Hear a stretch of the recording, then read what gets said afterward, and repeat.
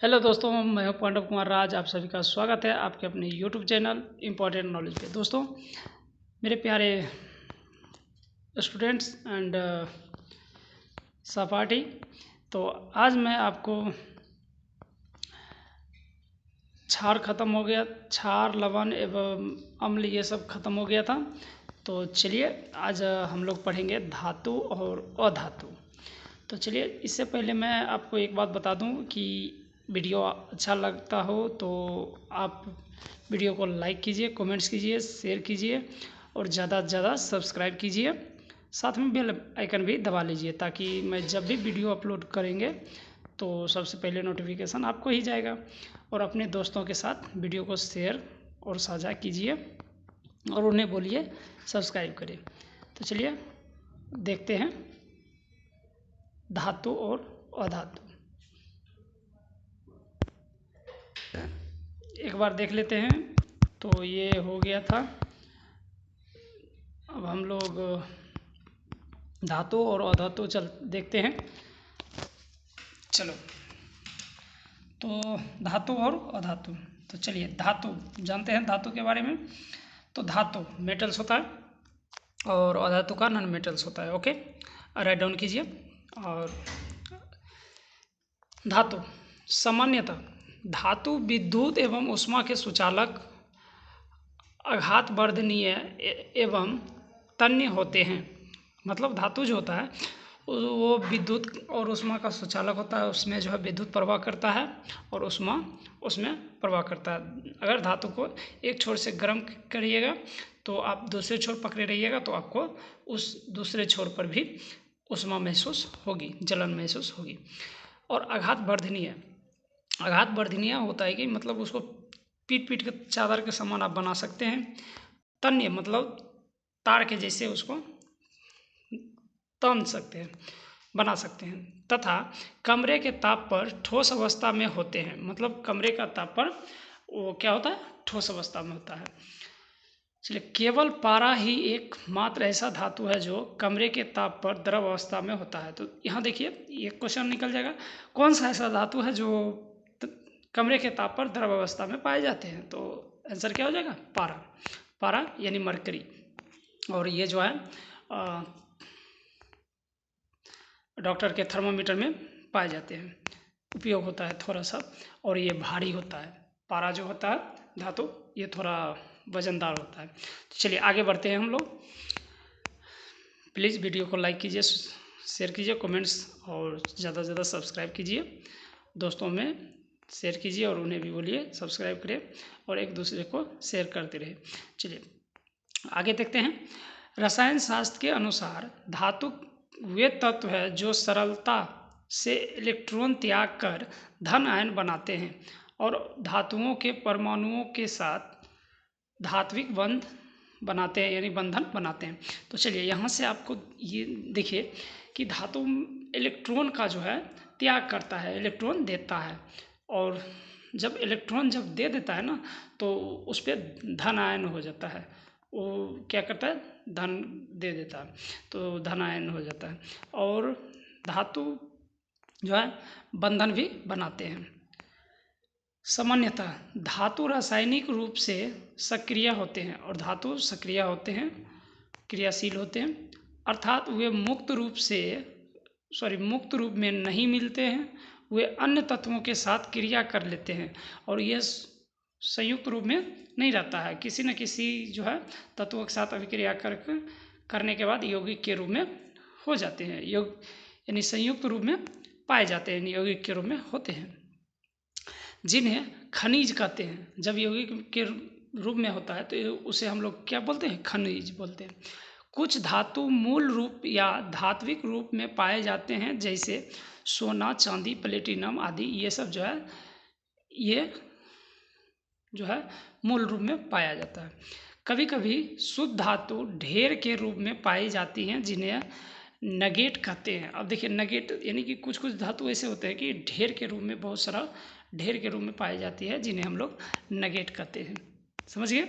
चलिए आगे देखिए। प्राकृतिक पदार्थ जिसमें धातु पृथ्वी में पाई जाती है खनिज कहलाते हैं, यानी पृथ्वी के अंदर जो पदार्थ, प्राकृतिक पदार्थ जो होते हैं, सरगल कर जो बनते हैं, पाए जाते हैं, तो उसे हम लोग क्या कहते हैं, खनिज कहते हैं। खनिज जिनसे आर्थिक महत्व के धातु आसानी से अलग किए जा सकते हैं, और वो खनिज से जो है धातु को हम लोग अलग कर सकते हैं, उन्हें अयस्क कहते हैं। और जब धातु से हम लोग जो चीज़ अलग करेंगे तो उसको हम लोग अयस्क कहेंगे। चलिए, प्रमुख खनिजों के अयस्क निम्न हैं, तो चलिए कुछ देखते हैं। 1 नंबर में मुक्त अयस्क। इन अयस्कों में धातु मुक्त अवस्था में पाई जाती हैं। उदाहरण: सोना, चांदी, कॉपर, प्लेटिनम, मरकरी आदि। आयरन मुक्त अवस्था में मेट्रोइट के रूप में पाया जाता है। आयरन मुक्त अवस्था में किस रूप में होता है, मेट्रोइट के रूप में पाया जाता है। यहाँ से आपको क्वेश्चन पूछ सकता है कि आयरन मुक्त अवस्था में किस रूप में पाया जाता है, तो मेट्रोइट याद रखना है आपको। 2 नंबर में देखिए सल्फाइड अयस्क। इन अयस्कों में धातु सल्फर के साथ क्रिया कर लेता है। उदाहरण: सीसा, पीबी। सीसा का क्या होता है, पीबी, रासायनिक संकेत इसका पीबी होता है। गलेना का होता है पीबीएस। चलिए, चांदी का होता है एजी। अर्जेंटाड, इसका होता है AG2S। अब देखिए जस्ता Zn, यानी कि देखिए ये कुछ जो है सल्फर से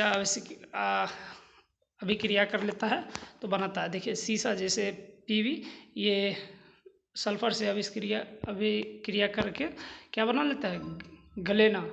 और चांदी जो है सल्फर से अभिक्रिया करके अर्जेंटाड बना लेता है। और जास्ता जिंक, ये जो है जिंक ब्लेड बना लेता है। जिंक ब्लेड का सूत्र होता है ZnS।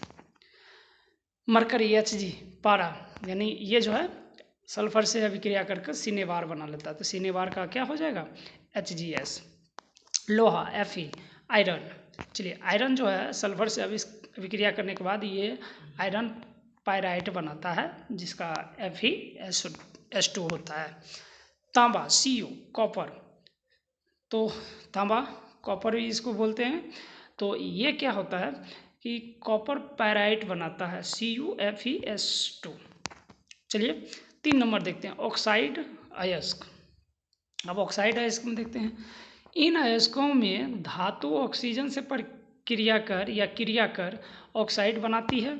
उदाहरण के लिए जैसे एल्युमिनियम हो गया। एल्युमिनियम जो है Al होता है, ये जो है ऑक्सीजन से यानी ऑक्साइड से अभिक्रिया करके क्या बना लेता है, बॉक्साइड का सूत्र होता है Al2O3 × 2H2। चलिए, तांबा Cu, तांबा जो है ऑक्सीजन से अभिक्रिया करके क्यूप्राइट बना लेता है, Cu2O। जास्ता, ये जो है Zn, ये ऑक्साइड यानी ऑक्सीजन से अभिक्रिया कर जिंकाइट बनाता है। जिंकाइट का फार्मूला होता है आपका ZnO। लोहा Fe, और ये जो है ऑक्सीजन से अभिक्रिया कर हेमेटाइट बना लेता है, Fe2O3। ओके, तो अब हम लोग चलते हैं 4 नंबर में, कार्बोनेट। तो कार्बोनेट अयस्क, इसको देखते हैं। कहता है इन अयस्कों में धातु कार्बोनेट से अभिक्रिया करते हैं, यानी कार्बोनेट से अभिक्रिया आप धातु करेगी तो क्या क्या बनाएगी। तो चलिए, तांबा, सबसे पहले तांबा धातु Cu यानी कार्बोनेट से अभिक्रिया करेगा तो मेलाकाइट बनाएगा। मेलाकाइट का सूत्र आपको हो जाएगा CuCO3। ओके, राइट डाउन कर लीजिए और सब्सक्राइब कीजिए और करवाइए, दोस्तों में शेयर कीजिए। ओके, चलिए, लोहा। अब लोहा का होता है Fe, और Fe जो आपका कार्बोनेट से अभिक्रिया कर क्या बनाएगा, सीडेराइट का आपको फार्मूला होता है FeCO3। चलिए, जास्ता, अब जिंक यानी कि Zn, तो Zn अब CO यानी कार्बोनेट से अभिक्रिया करेगा CO3 से, तो चलिए क्या बनाएगा, केलामाइन बनाएगा। तो केलामाइन का फार्मूला होता है आपको ZnCO3। ओके, तो आगे बढ़ते हैं। इन अयस्कों के अलावा धातुएं हैं सजीवों में भी पाई जाती हैं। अब चलिए देखिए, अभी हम लोग देख लिए कि ये जो है तत्व के रूप में भी था, तो अब जो हम लोग देखते हैं कि सजीवों के शरीर में भी यानी कि धातु होती है। तो चलिए देखते हैं, यानी सजीवों के में भी पाया जाता है। तो चलिए देखते हैं, उदाहरण के लिए देखिए पोटेशियम। पोटेशियम क्या होता है? ये भी धातु है आपका पोटेशियम। पोटेशियम जो है पौधों की जड़ों में उपस्थित होता है, यानी कि देखिए पौधे आपका क्या हो गया? सजीव हो गया। सजीव हो गया तो इसमें भी आपको धातु होती है। धातु होती है तो धातु के रूप में क्या होता है? पोटेशियम होता है। चलिए आगे देखिए, मैग्नीशियम। मैग्नीशियम क्लोरोफिल में पाई जाती है, यानी क्लोरोफिल में क्या पाई जाती है? मैग्नीशियम। और मैग्नीशियम क्लोरोफिल में पाई जाती है। क्लोरोफिल जो है आपको पौधों में पाई जाती है, पौधों के पत्तियों में। ओके, चलिए आयरन हीमोग्लोबिन में उपस्थित होता है, यानी हीमोग्लोबिन। अब हम लोग को आयरन ब्लड में मतलब जो है हीमोग्लोबिन होता है उसमें भी आयरन उपस्थित होता है। कैल्शियम, आप देखिए कैल्शियम जो सबसे बड़ी बात, बढ़िया सुनिए और लिखिए, इसको याद कीजिए। कैल्शियम जो है हड्डियों में उपस्थित होता है, यानी कि हम लोग को हड्डी जो होता है, हड्डी या फिर किसी भी जीव जंतु का हड्डी जो होता है उसमें भी कैल्शियम पाया जाता है। ओके, तो यहाँ से भी क्वेश्चन बनता है कि सजीवों के हड्डियों में पाए जाने वाली तत्वों का नाम क्या है? तो कैल्शियम। इसको कई तरह से पूछ सकता है कि हड्डियों में उपस्थित होने वाले पदार्थ का नाम, यानी कि तत्वों का नाम डैश है, तो कैल्शियम है। आपको कैल्शियम याद रखना है, कहीं भी ऑप्शन में मिले तो ऐसा क्वेश्चन मिले तो आपको आंसर टिक कर लेना है। ओके, अब आगे चलते हैं। इन अयस्कों का हमारे जीवन में बहुत महत्व है। और हाँ, ये जो अयस्क होते हैं यानी कि तत्व होते हैं, इसका हमारे जीवन में बहुत महत्व है। एकदम राइट है, क्योंकि अगर हड्डियों में कैल्शियम नहीं होगा तो हड्डी मजबूत नहीं होगी, हीमोग्लोबिन में आयरन नहीं होगी तो फिर जो है हम लोग जो है स्वस्थ नहीं रहेंगे। चलिए, मैग्नीशियम क्लोरोफिल में नहीं पाई जाएगी तो फिर वहाँ जो है क्लोरोफिल में जब मैग्नीशियम नहीं रहेगी तो पौधों को खाना बनाने में दिक्कत होगी। पोटेशियम पौधों के जड़ में भी नहीं होगी तो जड़ मजबूत ही नहीं होगा। तो चलिए आगे बढ़ते हैं। हमारे दैनिक जीवन में बहुत सारे अयस्कों का सीधे ही उपयोग करते हैं, जैसे जिनमें कुछ निम्न हैं। सोडियम क्लोराइड NaCl, यानी साधारण नमक होता है, जिसको हम लोग सीधे उपयोग करते हैं, खाने में खाते हैं टपाटप, याद है ना आपको? तो करवाहट होती है, करवाहट भी लगती है, किसी किसी को तीखी भी लगती है। तो चलिए NaCl हम लोग खाते हैं, रासायनिक नाम है NaCl, सोडियम क्लोराइड। चलिए आगे बढ़िए, आगे देखते हैं। इसे समुद्र के खारे पानी या झीलों से प्राप्त किया जा सकता है। इसमें HCl गैस प्रवाहित कर इसे शुद्ध किया जाता है। अब देखिए, सबसे बड़ी बात आपको यहाँ याद रखना होगा कि नमक जो है सीधे समुद्र के खारे पानी या झीलों से प्राप्त होता तो है, लेकिन उसे हम लोग डायरेक्ट यूज नहीं कर सकते हैं, वो खाने लायक नहीं होता है। तो हम उसे खाने लायक बनाने के लिए उसमें हाइड्रोक्लोरिक क्लोराइड मतलब HCl हाइड्रोक्लोराइड गैस प्रवाहित करते हैं, उसे अभिक्रिया कराते हैं, तो जिससे हमें शुद्ध नमक प्राप्त कर लिया जाता है। उपयोग, अब देखिए, अब उसका उपयोग हम लोग करते हैं तो हमारे दैनिक जीवन में नमक के रूप में उपयोग होता है। बिल्कुल, नमक हम लोग खाते हैं, आप सभी भी खाते हैं, जीव जंतु भी कुछ ऐसे हैं कि जो नमक खाते हैं। चलिए, मांस मछली के परिरक्षण में उपयोग होता है। मांस मछली के परिरक्षण यानी कि नमक, देखिए मांस मछली जब परिरक्षण करने के लिए उसको, मांस मछली होता है तो उसको ज़्यादा नमक मतलब देने के बाद वो खराब नहीं होता है। आप समझ रहे हैं, आपके मुंह में तो पानी आ गया होगा, मांस मछली जो वो आप समझ सकते हैं इसका क्या कहने का मतलब है।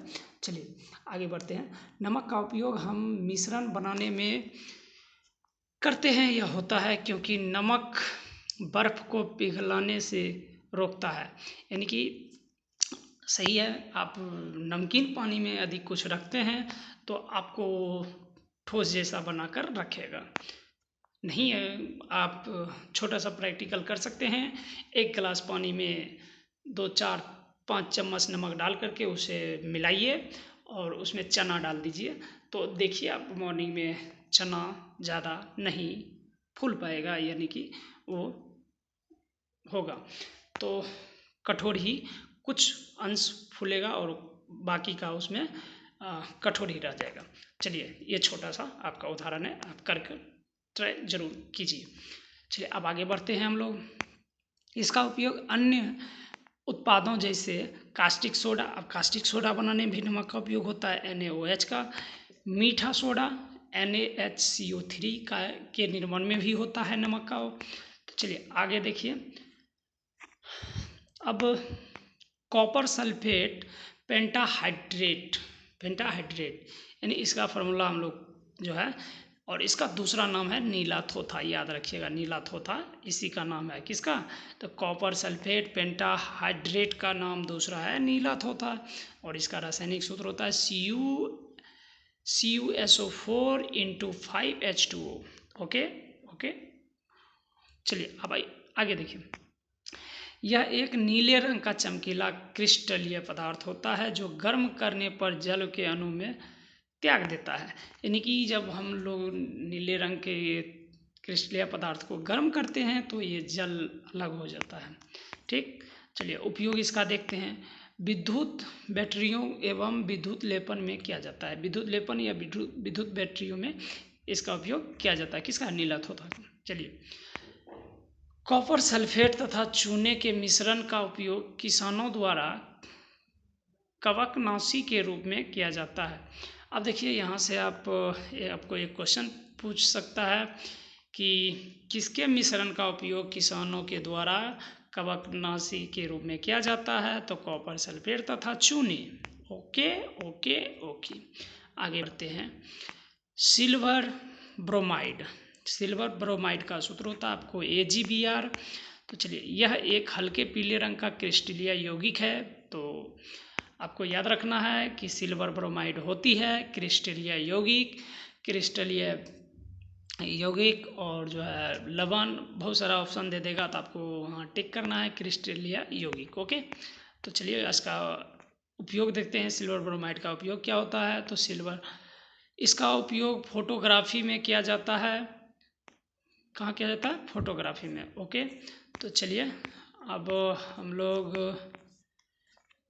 कुछ और दूर बढ़ते हैं और आज इसको धातु को ख़त्म करते हैं। तो कल से नेक्स्ट वीडियो में आपको दूसरा चलेगा। तो चलिए आपको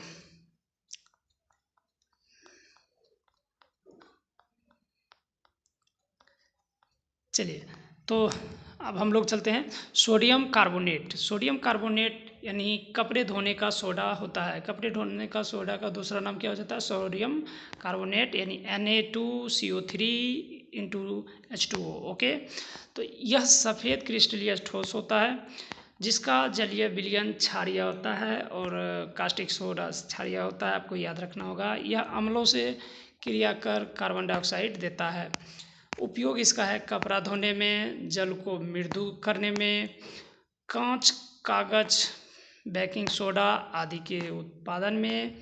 चलिए अब आगे देखते हैं हम लोग सिल्वर नाइट्रेट। क्या देखते हैं? सिल्वर नाइट्रेट AgNO3, इसका न्यूरल कास्टिक नाम होता है दूसरा। तो इसका उपयोग देखते हैं रजत दर्पण बनाने में, फोटोग्राफी में, अमीट स्याही बनाने में। आगे देखिए 6 नंबर देखते हैं।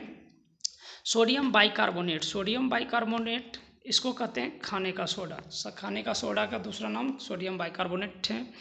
आपको याद रखना है NaHCO3।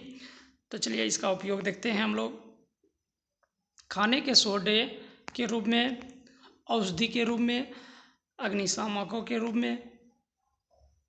चलिए आगे देखते हैं सोडियम हाइड्रोक्साइड यानी कास्टिक सोडा।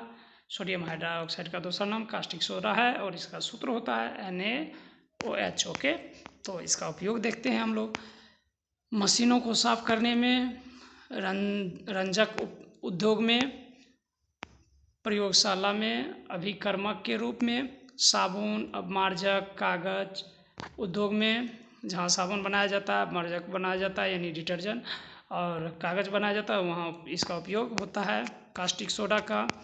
तो चलिए अगला देखते हैं 8 नंबर फिटकरी। इसका उपयोग होता है जल को मृदु करने में, अयस्कों का शोधन। अब अयस्कों का शोधन हम लोग करते हैं तो कैसे होता है, तो चलिए अयस्कों का शोधन देखते हैं।